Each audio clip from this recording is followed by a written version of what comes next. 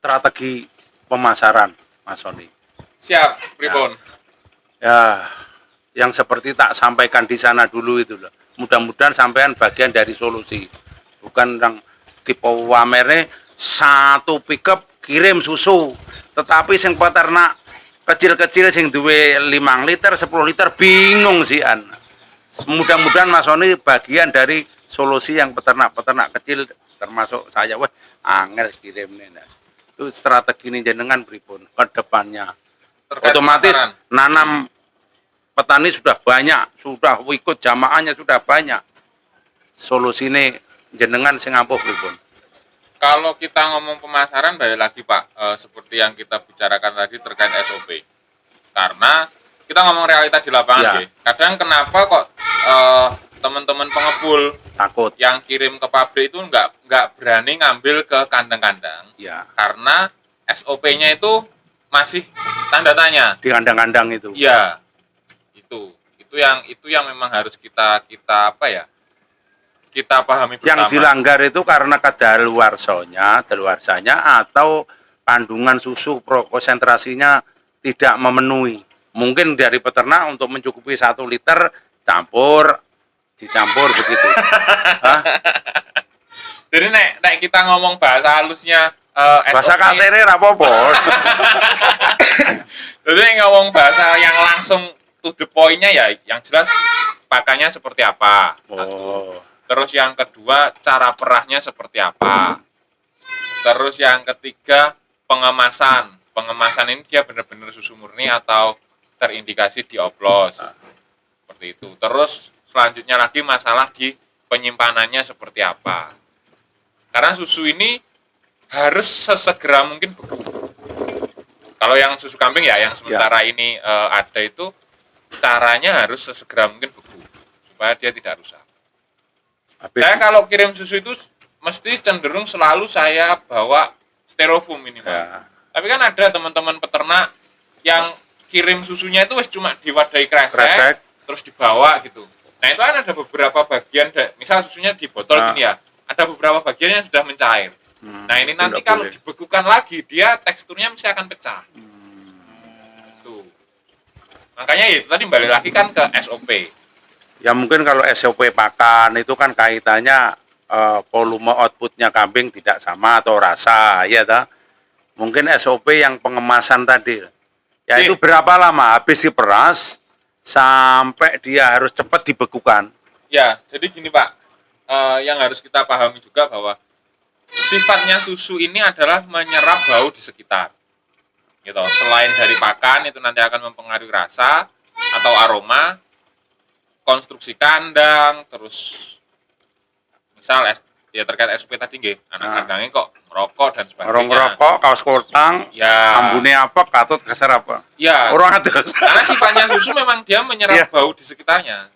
Makanya kalau kita ngomong peternakan yang besar, mesti pakai milking parlour.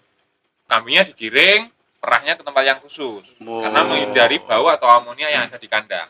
Tempat perahnya ada sendiri. Tempat perahnya ada sendiri. Pejantannya sendiri kan. Ya, misal kandangnya koloni, jantan sama betina campur kan. Ya. Tapi betinanya masih diperah gitu. Ya. Ya enggak apa-apa, tapi pas merahnya dipindah.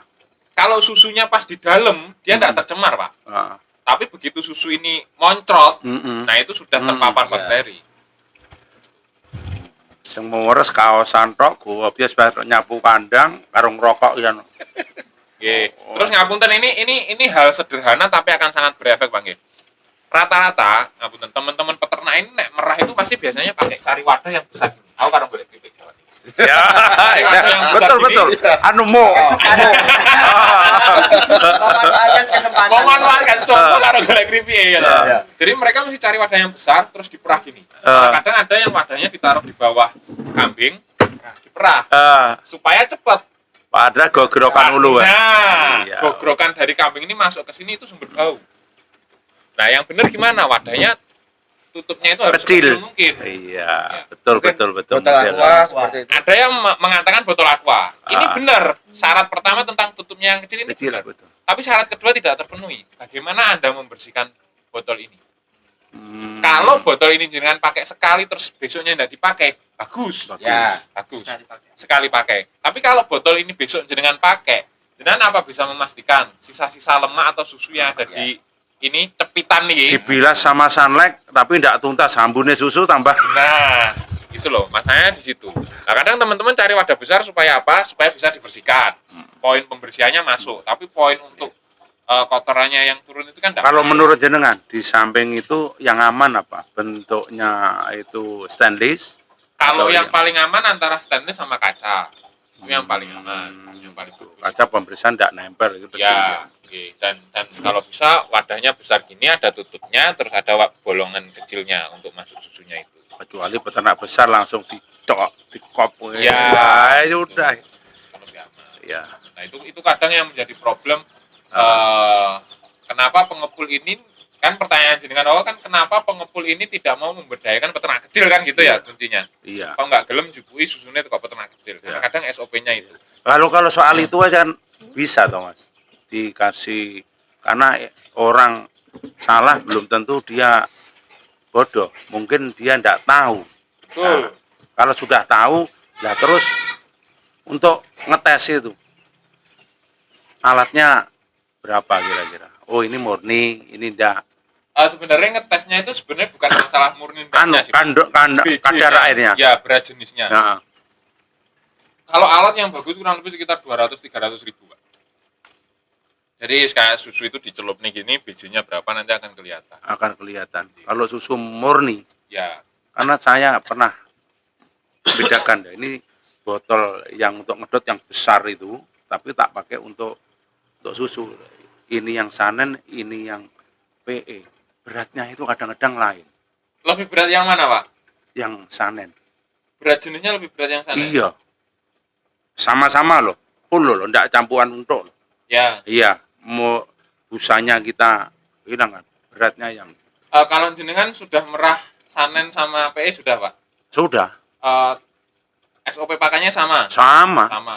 Perlakuannya sama. Kalau menurut jenengan kadar airnya lebih banyak yang mana? Darah airnya. Antara sanen sama PE? Ya ini, aku enggak. Cuma aku bisa bandingkan bobotnya botol itu kok. Ini setelah Lebih berat di sanen.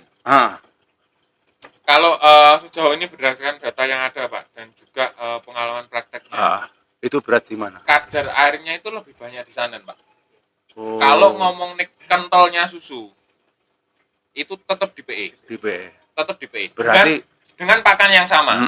Tapi kalau PE ini pakannya full ampas tahu, sanennya full konsentrat, ini masih bisa berimbang. itu persis sama pakannya. Kalau pakannya Per sama, gayungnya, ukurannya, sentratnya juga sama. itu nanti Betul. masih ada satu lagi, Pak, perbedaan yang mungkin jenengan lupa. Postur ternaknya kan tidak sama, Ya, gitu loh. Postur ternaknya tidak sama. Jadi kalau itu mengaruhi juga ya. ya pengaruh, Pak. Karena kita hitungan kalau kita ngomong pakan, Pak. Kita hitungan pakan ini 10% dari bobot si ternak. Gitu. Nah, mungkin kemarin masih banyak teman-teman yang berpikiran Kalau untuk aturannya- ya 10% ya untuk dengan rangsum yang sesuai formulanya 10% itu dari bobot. 10% dari bobot itu kita hitungannya pakan kering, Pak. Makan kering. Ya, pakan kering. Jadi kalau jenengan pakannya konsentrat plus silase, berarti pemberiannya pasti di atas 20%. Karena silasenya masih mengandung kadar air. Ya. Campurannya masih tambah 1 gayung. Cek disiapin ngombe. Oke. Jadi nek kita ngomong kualitas susu, Pak, itu memang yang paling Kental. bagus hari ini, yang paling kental itu tetap di PE. PE. Karena kalau di sana ini kadar airnya tinggi. Kadar airnya. Kalau kita minum secara tester gitu aja, wis. Kalau PE diminum, itu setelah minum itu masih ada rasa susunya. Gurihnya. Tapi kalau kita sanen, itu setelah diminum jauh kayak air putih. Ibarat kata kalau saya mengumpamakan, Pak, nggih. Kalau PE Susunya sik peras. telas. Kalau PE, misal kopi nggih, misal kopi. Kalau PE itu kopinya 2 sendok, gulanya 2 sendok. Airnya sama segini. Gula 2 sendok, kopi 2 sendok.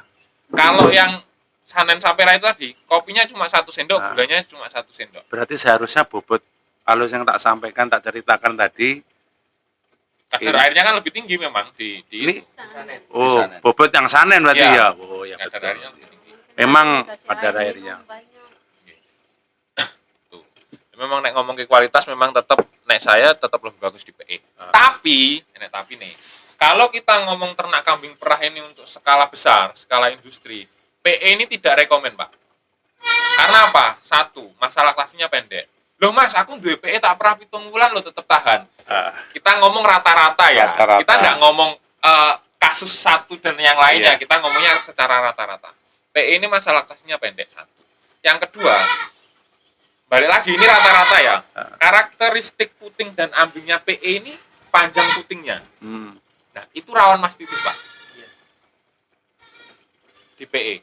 Sebenarnya bukan masalah cara merayanya enggak, karena memang modelnya itu panjang putingnya. Enggak Ambingnya tuntas enggak terlalu besar, Enggak tuntas. ambingnya Ya. enggak terlalu besar, putingnya panjang.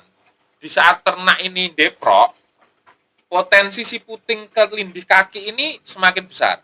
Membuka masuk bakteri. Buka masuk bakteri. Betul. Poinnya di situ. Dan juga memang kalau kita ngomong PE kan ini memang kambing yang eksklusif, Pak. Eksklusif. Eksklusif. Jadi nek ngomong ke kelangenan, lek wong rak demen PE iki kira-kira lek nyawang kleru Ah, iki. iya. Jadi memang rata-rata kalau sesuatunya eksklusif ini membutuhkan perawatan yang Perawatan. juga eksklusif juga. Nggih.